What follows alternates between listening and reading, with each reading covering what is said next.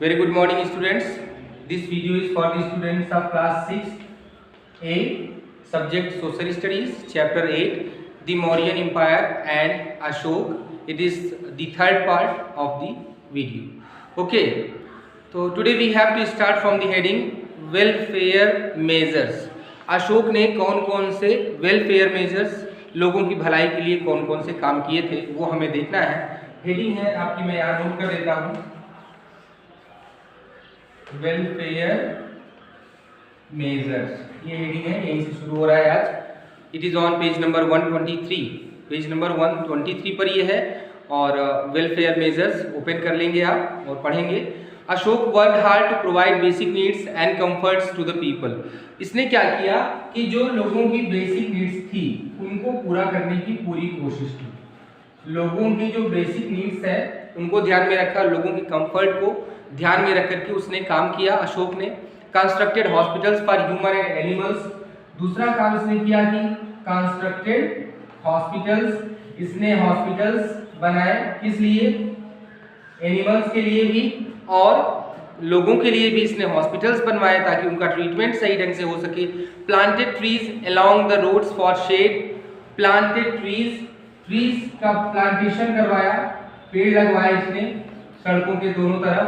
डग Wales, इसने कुएं खुदवाए ताकि लोगों को पानी की किसी तरह की कोई दिक्कत ना हो. और इसके साथ ही साथ रेस्ट हाउसेस भी बनवाए.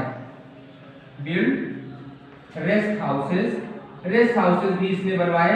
आराम घर, सराय इसने बनवाई जहां पर के लोगों को आराम मिल सके, लोग रेस्ट कर सके.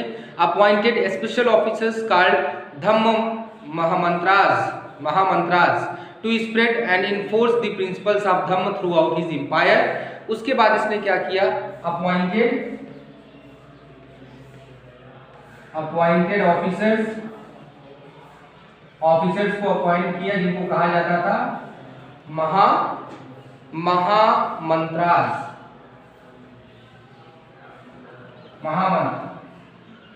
इनको कहा जाता था. इनका काम था कि जो धम्म के प्रिंसिपल है उनको स्प्रेड करें. Engraved the principles on rocks, pillars and caves for people to read and follow. और क्या किया? Engraved principles on rocks and pillars.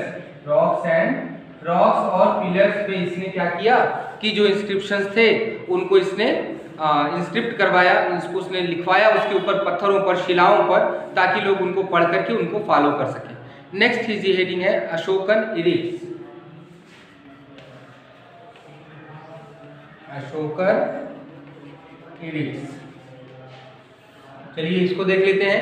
Next heading में क्या है? Ashoka's edicts were inscribed on stone pillars, rocks, boulders and caves. Ashoka की जो भी चीजें थी, जो भी बातें थी, जो भी उसका रूल करने का जो भी उसका तरीका था, everything were inscripted on stone pillars. सारी चीज़ों को पत्थरों पर जो है वो पत्थरों के खंभों पर इंस्क्रिप्ट किया गया, लिखा गया, चट्टानों पर लिखा गया, गुफाओं में लिखा गया.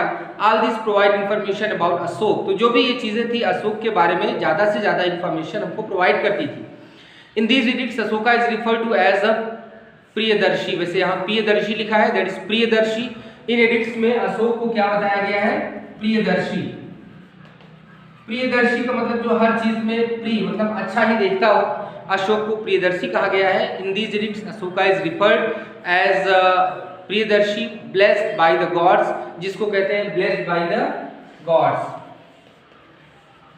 ब्लेस्ड बाय द गॉड्स, जिसको देवताओं ने, जिस पर आशीर्वाद दिया हो, जिस पर देवताओं की कृपा हो, उसको बोलते हैं प्रियदर्शी. तो these edicts are in the Pali language and written in Brahmi, Kharosthi, Greek and Aramaic scripts.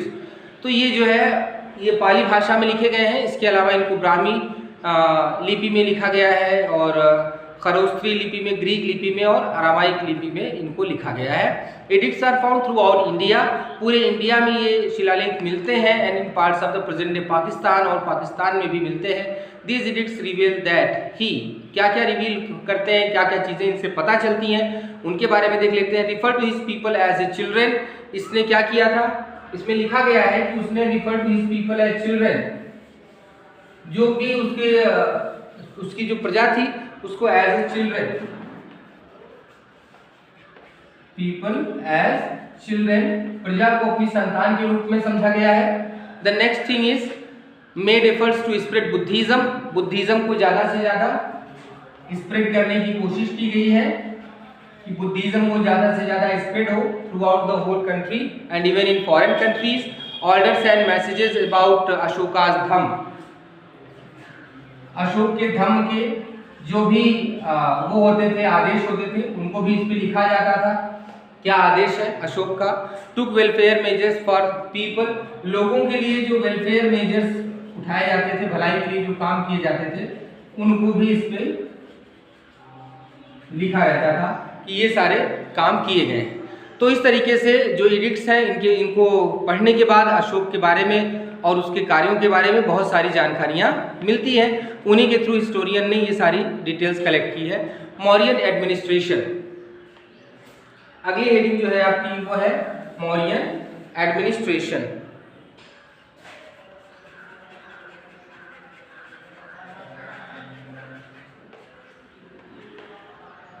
Administration, प्रशासन किस तरीके से चलाते थे ये लोग, इसके बारे में।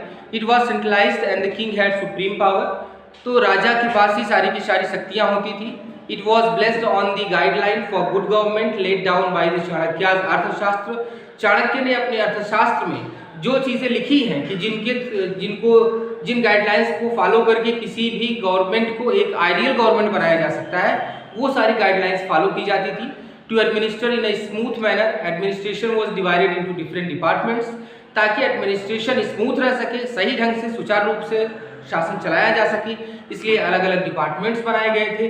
Kingdom was divided into different provinces, जो किंगडम्स थे, जो राज्य थे, उनको भी अलग अलग क्षेत्रों में बांटा गया था। Provinces were divided into district, जो एक एक प्रांत था उसको डिस्ट्रिक्ट में डिवाइड किया गया था। Each district had been divided into Nagaras और टाउन्स, हर डिस्ट्रिक्ट को नगरों या टाउन्स में डिवाइड किया गया था, और उसके बाद टाउन्स या नगरों को ग्रामास और विलेजेस में भी डिवाइड किया गया था। आगे The Council of Ministers was appointed as an administrative officer called मंत्री परिषद एंड महामंत्रास, जो काउंसिल ऑफ मिनिस्टर होती थी उनको उसको अपॉइंट किया जाता था, जिसका काम होता था कि एडमिनिस्ट्रेशन में हेल्प करना राजा की, इसको हम मंत्री परिषद कहते थे या इसको महामंत्रास और मंत्री परिषद जो भी नाम से जाना जाता था। मंत्री परिषद advise the king on important issues, जो इम्पोर्टेंट इशूज होते थे उस पर मंत्री परिषद राजा को एडवाइस करता था।